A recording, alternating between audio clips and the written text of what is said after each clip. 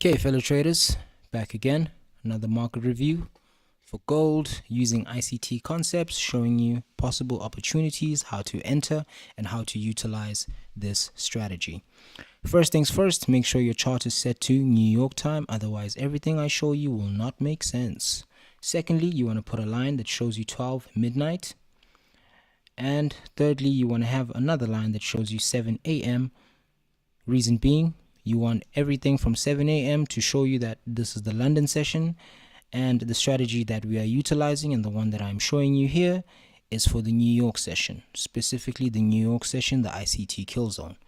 So once you've highlighted your London session, you want to highlight your London session high, your London session low.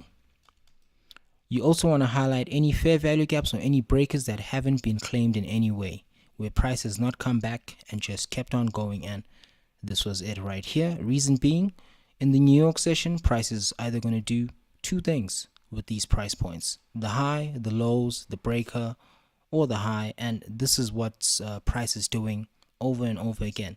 It's going to try and sweep that area, that high or low, or it's going to try and use a fair value gap or a breaker to swing higher or swing lower. In this case, as you see, price came around here. We took out these short-term lows here, didn't make it all the way to the fair value gap, but as long as you have an anticipation, you know what to do next. Even if you miss the first entry, you are able to get on the next one.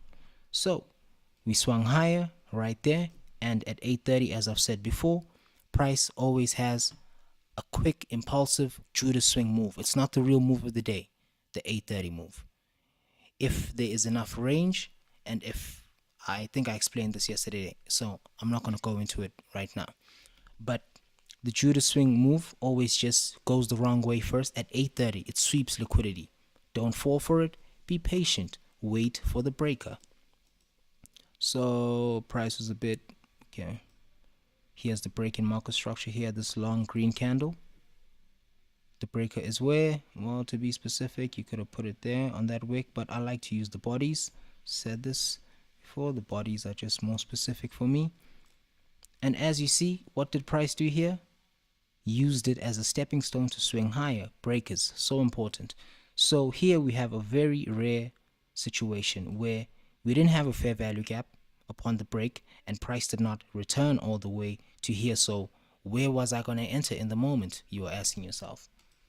Whenever we have long ass wicks like this, you measure the wick, and 50% of that wick there you treat it as a fair value gap. So that is consequent encouragement. And that's something that I learned from ICT too. That wicks, long wicks, if they're on the high, they're on the low, they're on the break, you treat them as a fair value gap. You measure 50% of that, and right there, upon the break, this candle entered, boom, right there, and you could have put in your first move and held it right up until there. Why are we aiming for that in specific? As I've said before, the reason why you mark up your chart, so flipping to the 15-minute chart is where you are looking to see where price is drawing to. Your entry points, gold 1 minute. 15-minute chart shows you where the liquidity is lying at. So if price just keeps on going higher and higher and higher, flip to the 15-minute chart so you may see why is it going higher. And CPI was on Tuesday. I don't trade CPI, hence there was no video. So FOMC, CPI, yeah, I don't trade those days. So price broke down, leaving hella gaps. So much liquidity was just left wide open. No retracements, no breakers. We just kept on going down. So the strategy was not going to work. Yes, there are times when strategy does not work. So what do? Do not trade. Moving forward. Long ass wick. Again, you could have done what? Measured half of it, draw down to the future, but I measured the wick. But I just put the high on the wick. I did the same thing here. This shows me that there's a fair value gap that's beginning there. I drew it out into the future. There's another fair value gap. That's where it ends. I drew it out into the future. There's a high there. I need to draw that out into the future. Until price hits it, I will keep on drawing those price points to the future, because why? This is when they come in handy.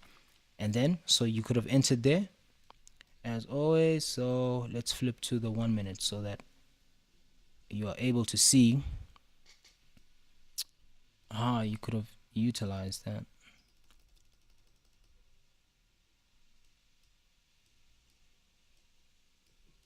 Okay, I think my Wi-Fi is a bit slow, but moving forward, keep this as short as possible. So at that point where we're anticipating price to draw onto, what are you waiting for? You are waiting to see if price is going to come down, bounce, and create another breaker. Or because price is printing in real time at a key time where price is moving really volatile and fast, you need to sometime make a quick decision. We have a low, a high, a low here, a break in market structure. This red candle, I explained whenever this happens above a breaker, what you do. You highlight the red candle, and this was going to be a perfect entry. Perfect entry, entering there with your stop right below the red candle, aiming for what? Right there. Doesn't seem like much of a move, but we are scalping. Some days the moves are not that big, and that's just how it is for everything. Moving forward, once we've reached our anticipated target price point, we wait. We see if price is not going to give us another break, because what is price doing? Price is just searching for liquidity points up and down. Break in market structure right there. After doing what? After taking out a certain key liquidity point where we're anticipating that price is going to reach to. Once it does that, you hold on, you switch to what? The 1 minute chart, but you highlight any fair value gaps, you highlight any order blocks. As you see, we have a huge ass order block here. Again, order blocks, you measure half of it so that you have what? Mean threshold. Order blocks, mean threshold. So let's make that different color so that I can see it when I flip over. I don't need to do this most of the time because I'm so used to doing this, but if you want to learn, this is how you do it, step by step.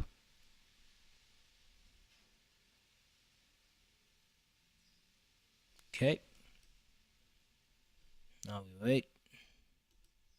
Okay, I don't know why that's not loading. I'm just going to keep on moving forward. So we had a break in market structure right here. What would you have done just using the 5 minute chart? Right there. Fair value gap, entered on the fair value gap right there. What are you aiming for? The break. If there was no break, or if this break had been reclaimed already, what are you aiming for? The low. If there was no break, and if there was no low, or the low and the break had been reclaimed already, what are you aiming for? The London session low. Easy peasy. It does not like, I kid you not.